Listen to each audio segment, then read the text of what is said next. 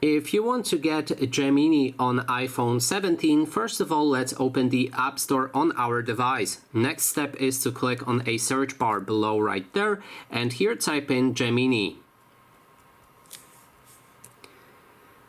Look for Google Gemini and click on Get. Sometimes you will need to enter a password to log in, and when it's done, it will begin to download.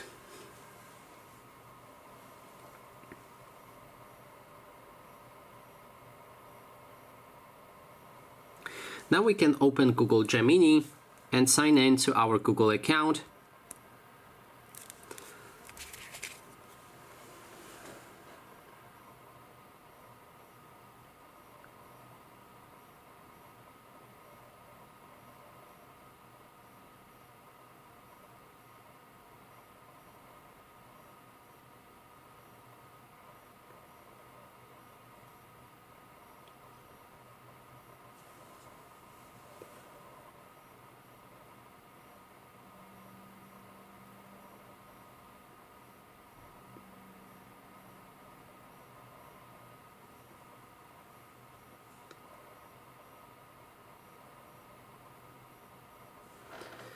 And after we logged in to our account, we should be able to use Gemini.